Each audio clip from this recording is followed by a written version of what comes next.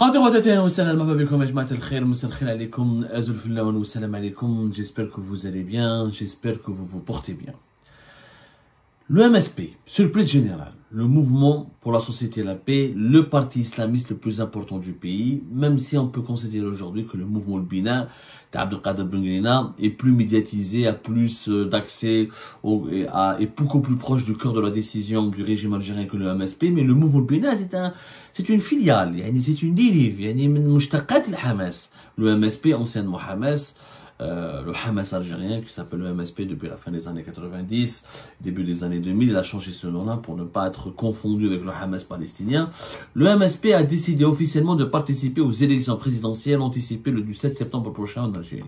Une surprise, on s'attendait à ce que ce soit Abdelrazak Maqri qui serait candidat aux élections présidentielles. Ce n'est pas Abdelrazak Maqri, c'est finalement quelqu'un qui est complètement inconnu. C'est monsieur Abdelali Hassani Cherif, qui est un inconnu au bataillon. Il est une personnalité politique très connue. C'est peut-être la personnalité islamiste la moins connue, qui manque le plus de charisme, la moins formée, la moins expérimentée. C'est elle qui a été désignée par le parti, le MSP, pour participer aux élections présidentielles. Ça a été annoncé aujourd'hui, le 25 mai 2024. C'est une surprise parce que le MSP n'a pas participé aux élections présidentielles depuis qu'il s'appelait le Hamas, depuis 1995, lorsque Mahfoud Mahnah, grand fondateur du MSP et du Hamas algérien, est l'une des figures centrales de l'islamisme algérien modéré, pas comme l'islamisme radical, virulent et violent du FIS, du Front islamique du salut, au début des années 90. Depuis 1995, le MSP n'a pas participé aux élections présidentielles. Et en 1999, en 2004 et en 2009, le MSP a soutenu Abdelaziz Bouteflika. En 2014 et en 2019, il avait boycotté les élections. Donc c'est un retour pour le MSP sur la scène politique dans des circonstances extrêmement troublantes et à travers quelqu'un qui n'est pas du tout un poids lourd, ni une personnalité connue, ni quelqu'un qui peut drainer des foules, ni une crédibilité kbira, ou une personnalité kbira, ou des réseaux là, il n'a pas un parcours extraordinaire. C'est l'actuel président, Abdelali Hassani, c'est l'actuel président du MSP, et c'est lui qui devra donc participer aux élections, mais en fait c'est une stratégie pour bloquer la candidature de Abdelrazak Maqri. Abdelrazak Maqri, je vous l'ai dit, je le savais. De toute façon, il avait des ambitions présidentielles. Il voulait participer à cette élection. Il n'a pas voulu faire cavalier seul. Abdelrazak Maqri s'est trompé. Il a été encore une fois, il a fait preuve d'une grande naïveté. Il pensait que son parti, que le Majlis Shura, l'organe consultatif, la direction de son parti va lui faire confiance, va lui céder la place pour qu'il soit lui-même candidat aux élections présidentielles, et finalement, ce n'est pas lui. Il y a eu un coup d'État au sein du MSP. Le MSP a traité avec le pouvoir algérien, il a traité avec le pouvoir Tebboune, et la stratégie de pousser Hassani Cherif, qui est âgé de 64 ans, qui n'est pas un poids lourd encore une fois du parti, qui a succédé à la tête à Abdelrazak Maqri, à la tête qui dirige le MSP à la place en succédant à Abdelrazak Maqri que depuis mars 2023. C'est un cheval de Troie. En fait, c'est un pion qui a été utilisé pour bloquer Abdelrazak Maqri. Abdelrazak Maqri, là, il a été éliminé de la course présidentielle à travers un stratagème qui a été établi par le clan Tebboune, qui ont fait une alliance avec Hassani Cherif pour le pousser en lui demandant à se présenter lui-même aux élections. Il va jouer le rôle du lièvre, naturellement, du lapin et du lièvre. Et comme ça, le parti, le MSP, il a investi officiellement Hassani Cherif. Donc Abdelrazak Maqri n'a plus de parti. Il n'a plus de possibilité de parler au nom d'un parti politique pour participer aux élections présidentielles. Et on sait très bien que si le MSP, c'est la route carrément, pour dire la vérité, la route aux élections présidentielles pour Abdelrazak Maqri a été bloquée pour une raison simple, parce qu'il n'a pas le soutien de son propre parti, et sans le soutien du MSP, il ne peut pas recueillir les signatures, il ne peut pas avoir l'argent pour financer sa campagne électorale, il ne peut pas avoir les équipes de collaborateurs qui lui sont nécessaires pour parcourir le pays et pour défier Abdelmajid Tebboune pour les élections présidentielles, et donc il est totalement désarmé.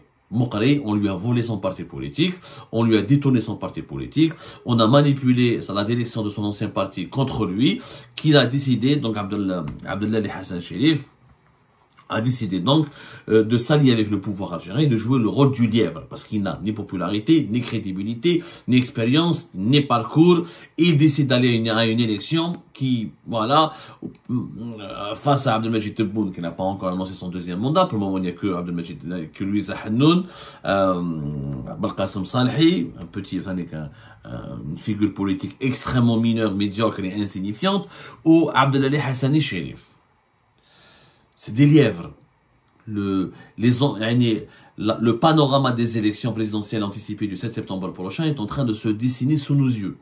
On a Louisa Hannoun, très âgée, 71 ans, qui malheureusement n'a pas un ancrage populaire important, mais qui n'a pas... Elle n'est pas dans la virulence contre Tebboune. On ne sent pas une volonté de sa part de déranger Tebboune, de l'empêcher d'accéder au deuxième mandat, de lui faire barrage ou de proposer une véritable alternative. On ne sent pas qu'elle a un programme, qu'elle a des solutions, même si elle a des positions extrêmement honorables, extrêmement nobles de la part de Louisa Hannoun sur des questions des détenus politiques, mais durant sa déclaration de candidature aux élections présidentielles anticipées du 7 septembre prochain, elle n'a pas parlé des détenus politiques, elle n'a pas expliqué qu'elle veut libérer les personnes, les opposants emprisonnés, elle n'a rien dit de dérangeant contre Abdelmajid Tebboune. C'est ce qui nous conforte dans l'idée qu'elle va jouer le rôle du lièvre. Et je vous confirme, elle va jouer le rôle du lièvre.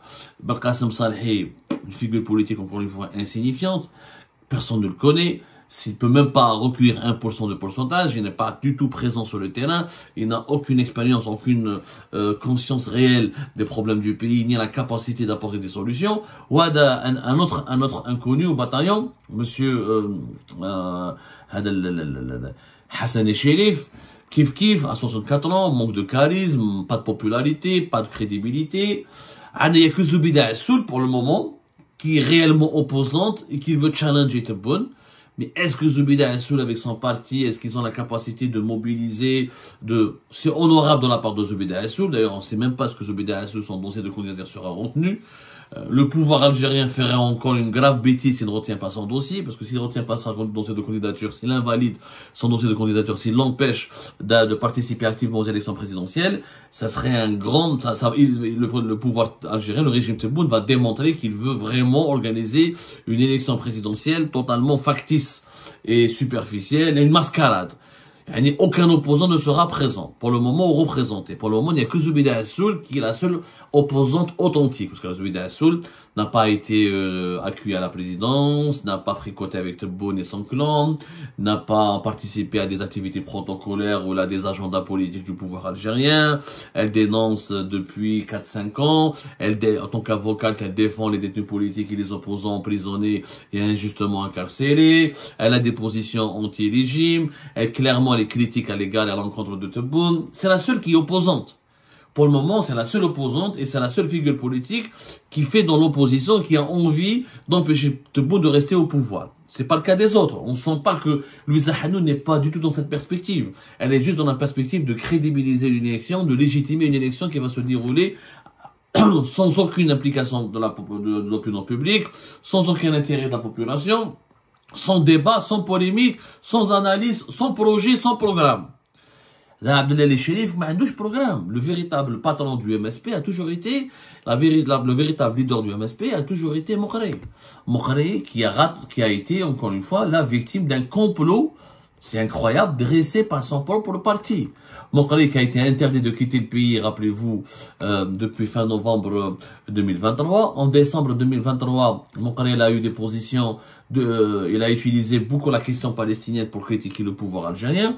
En février 2024, il a fait une interview à une chaîne YouTube dans laquelle il a été très critique à l'encontre du régime Tebboune, à l'encontre de son bilan, à l'encontre de ses orientations stratégiques, à l'encontre des principales mesures de son programme politique.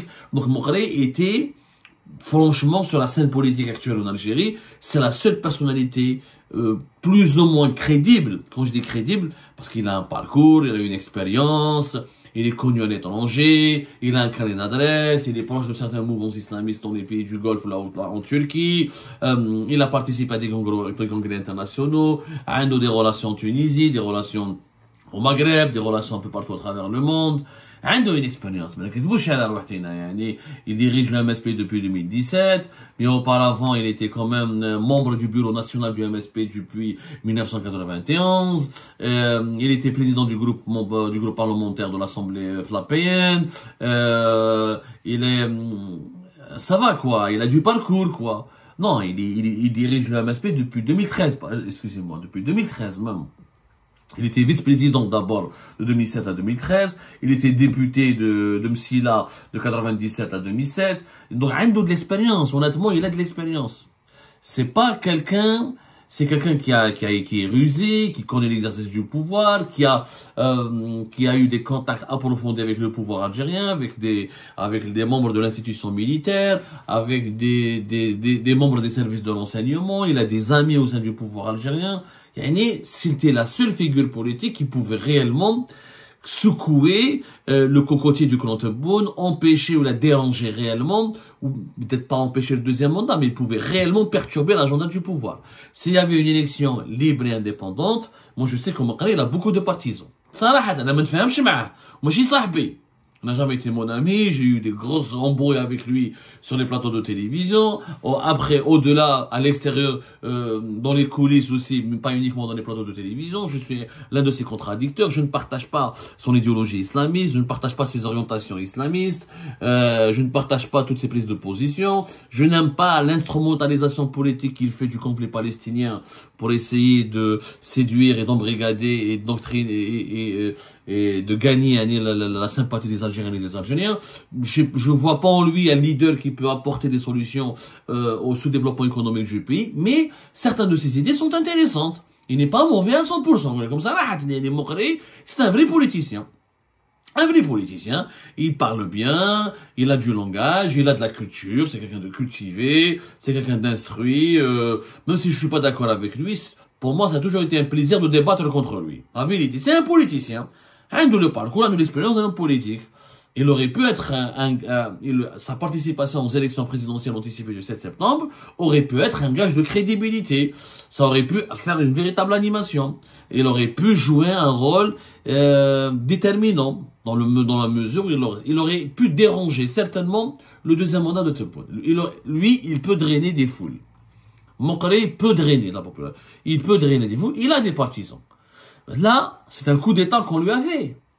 Donc, il y a eu, bien sûr, ce coup d'État a été minutieusement préparé.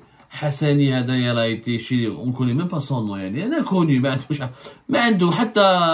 c'est même pas possible de miser sur lui, même son nom, on n'arrive même pas à le retenir. Hassani Sharif, il a été accueilli à maintes reprises à la présidence, il a fricoté Kimel Louisa Hanoun avec Abdelmajid Tebboune, il y a eu des pourparlers, il y a eu des négociations, et l'objectif principal, encore une fois, était d'empêcher Mokri d'utiliser le MSP comme tremplin pour une candidature aux élections présidentielles. S'il était candidat du MSP, le pouvoir aurait été dans une grave difficulté pour invalider son dossier de candidature. Donc pour empêcher sa participation aux élections, il fallait pactiser avec la direction actuelle du MSP pour que le MSP participe aux élections, mais avec un autre candidat. Un autre candidat, c'est ce qui va faire barrage, donc, à Abdelrazak Mokri. Donc, je ne connais pas les mécanismes, comment le MSP a choisi. Est-ce que Mokri a fait du lobbying à l'intérieur du parti? Est-ce qu'il a essayé de résister? Est-ce qu'il a essayé de contre... Je pense qu'il a été naïf. Et c'est ça la faiblesse un petit peu. Ou il a été naïf, ou il a eu peur. Ou il a été menacé. Parce que là, durant... Plusieurs personnes ont approché Abdelrazak Mokri. Ils lui ont dit, est-ce que tu veux aller aux élections? Est-ce que tu es prêt à aller aux élections? Est-ce que tu peux relever le défi? Il aura toujours dit, moi j'attends la décision de mon parti. Je suis fidèle à mon parti, la direction de mon parti, le conseil consultatif de mon parti, je sais pas quoi. Mais les islamistes, ils adorent la langue de bois. Ils adorent la langue de bois. Je ne fais rien, je suis pas cavalier seul. Il faut l'unir la majorité. Quand c'est la majorité, il faut suivre la majorité ou le processus interne du parti, ou le vote interne du parti. Donc, il a été naïf. Ou il n'a pas été suffisamment dynamique. Il n'a pas su convaincre son parti de le suivre. Ou il a eu peur. Ou je pense pas qu'il a eu peur parce que Mokri, il a été vraiment très critique sans dépasser les lignes rouges. il est interdit de quitter le pays, mais il a une affaire judiciaire, il n'a pas critiqué virulemment, avec véhémence Tebboune et son clan, il a remis en cause pas mal de sa politique. Je fais en février 2024, non, février 2024, lors de cette interview accordée à une chaîne YouTube arabophone, Moukari a été franchement très critique. Mais il est intelligent, donc il connaît le système, il connaît les lignes rouges, il flirte avec la ligne rouge sans jamais la dépasser. La version, ce que j'ai eu comme information, c'est la version la plus probable de la vérité, c'est que les membres du MSP ont eu peur de le suivre, n'ont pas voulu le suivre. Ils ont préféré rester avec Tebboune, partiser avec Tebboune, participer, jouer le rôle du lièvre pour avoir des sièges, pour rester au Parlement, pour continuer d'exister légalement, pour qu'ils ne soient pas emmerdés par le pouvoir, pour que leurs partisans et leurs affaires et leurs intérêts ne soient pas inquiétés. Il y a pas mal de businessmen qui sont surtout dans le secteur de l'informel et qui sont membres du MSP. Pour éviter des problèmes, des embrouilles avec le régime actuel, et ils ont voulu faire comme Abdelkader Benguelina, sans soutenir Tebboune, mais participer à une élection. En fait, le MSP va soutenir Tebboune en barrant la route à Abdelrazak Maghreb. C'est ça. Et en contrepartie de ce soutien, il y aura des privilèges que le MSP va certainement engranger. Peut-être qu'il aura un ou deux portefeuilles ministériels dans les prochains gouvernements qui seront mis en place après les élections présidentielles du 7 septembre. Tebboune va faire un gouvernement de 35 ministres. Il va donner 3 ou 4 ministères pour le Bénin, 2 ministères pour le MSP, chef pour la FNN, pour il va leur donner des miettes pour ces partis politiques. De toute façon, ces partis politiques n'ont aucune dignité, que ce soit le MSP, ou le FNN, ou le Bénin, ils vont se contenter de certaines miettes et des privilèges. Des proches, des amis de la direction du MSP seront nommés Sénat, ils conserveront leur place au niveau du Parlement. Et toujours ils seront reçus à la présidence. Le pouvoir de Tebboune va leur donner l'impression qu'ils comptent pour eux, qu'ils comptent dans le pays et qu'ils sont considérés et respectés par le pouvoir. Et pour eux, c'est une manière de vivre, de continuer à évoluer en paix avec le pouvoir, sans l'affronter, sans subir ses représailles. Moukari, pour le MSP, aurait été une prise de risque, aurait été un affrontement. Parce que si Moukari était candidat aux élections présidentielles, il fallait affronter Tebboune, il fallait établir un bras de fer, et il aurait fallu aussi le titiller, le critiquer virulemment, le remettre en cause, et ça aurait été une confrontation. Le MSP ne veut pas de la confrontation. D'ailleurs, c'est la stratégie du MSP depuis la mort de Nahnah. Pratiquement, même à l'époque de Nahnah, le MSP n'a jamais été un mouvement islamiste qui est dans la confrontation avec le pouvoir. Comme, mis à part les élections de 1995, il n'a jamais participé à une autre élection présidentielle. Il n'a jamais été un parti très virulent. Même quand il a cessé de soutenir Abdelaziz Bouteflika en 2012, à peu près, entre 2012 et 2013, il n'a jamais été dans l'opposition systématique. Et les leaders du MSP qui voulaient sombrer dans l'opposition virulente, ou là dans l'opposition musclés ont toujours été écartés du MSP. Le MSP, c'est je veux avoir le contrôle sur la société, je veux exister en Algérie, je veux contrôler les esprits, je veux conserver mon influence, conserver mes privilèges. C'est une opposition de salon. Ce sont les islamistes du salon. Voilà, les islamistes des salons. C'est-à-dire les islamistes, les islamistes du confort. T'as les salons confortables, t'as les salons. Les islamistes, c'est l'opposition des salons de luxe. Donc, ils n'ont jamais voulu être un danger pour le pouvoir, ils ont toujours voulu être considérés comme un partenaire du pouvoir. Moukari aurait été un danger pour le pouvoir s'il avait participé aux élections présidentielles du 7 septembre 2024. Parce qu'il aurait pu empêcher ou la perturber ou la, franchement, déranger la feuille de route qui était, on le voit aujourd'hui, elle est axée, fondée essentiellement sur la reconduction d'Abdelmadjid Tebboune pour un deuxième mandat. Donc, Abdelrazak Maghreb, surprise générale, victime. C'est pas une surprise en soi, mais moi je m'attendais à ce que le MSP dise on participe pas aux élections, au pire, mais participer avec un candidat pour barrer la route à Abdelrazak Maghreb, c'était une manœuvre que très peu d'observateurs attendaient. Et là, c'est une manœuvre c'est-à-dire de soutien carrément au deuxième mandat de Tebboune. On soutient Tebboune en empêchant son adversaire le plus sérieux sur la scène politique, je le répète, le seul adversaire le plus sérieux actuellement, à l'exception des figures qui sont au sein du pouvoir. La Mamra, Benflis, il pourrait y avoir d'autres figures d'autres adversaires sérieux de Tebboune. Mais Hadou, où ils ont pris leur retraite, où ce sont des anciens cadres du pouvoir qui ne peuvent pas annoncer leur candidature ou la participer à une élection s'ils n'ont pas le feu vert ou s'ils n'ont pas l'assurance que Tebboune ne fera pas de deuxième mandat. Mais si Tebboune fait un deuxième mandat, ni l'Amamara, ni Boukadoum, ni d'autres figures actuelles là, qui ont, là, des anciens responsables qui ont occupé des fonctions, ou là, qui sont toujours au poste, ou là, qui ont des bonnes relations avec le pouvoir, ils ne pourront pas oser affronter Tebboune parce que Tebboune aurait eu le feu vert et la bénédiction de l'état-major de l'armée, des services de renseignement et des autres centres de décision du pouvoir algérien pour rester encore aux commandes du pays. Mais Mokhoré, à l'exception, hors Serail, parce qu'il ne fait pas partie du Serail, c'est le seul opposant qui aurait pu être crédible, qui aurait pu avoir la force, qui aurait pu avoir la capacité de mobiliser la population et de déranger et de titiller le deuxième mandat de Abdelmajid Tebboune. Ce n'est pas le cas, donc on se dirige encore une fois vers une élection fermée, verrouillée, zéro concurrence, zéro compétition, zéro débat, zéro contradiction, et là on attend la réaction de Mokhoré. Là, il a été exclu, il a été sanctionné, c'est une sanction de la part de son propre parti, c'est même une humiliation qui lui a été infligée, il a perdu la confiance et le soutien de son propre parti.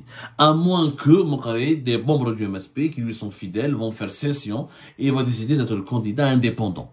Mais il ne le pourra pas, je ne le vois pas le faire. Il n'aura pas, c'est un opposant qui n'est pas non plus un aventurier, il prend pas beaucoup de risques, c'est pas un courageux. Il est peut-être audacieux, mais il n'est pas très courageux. Pour être candidat indépendant et supporter à lui seul toutes les charges et la pression d'une campagne électorale pour les élections présidentielles, c'est un pari risqué et je ne vois pas Abdelrazak Mokhoré le relever ou le prendre ce pari.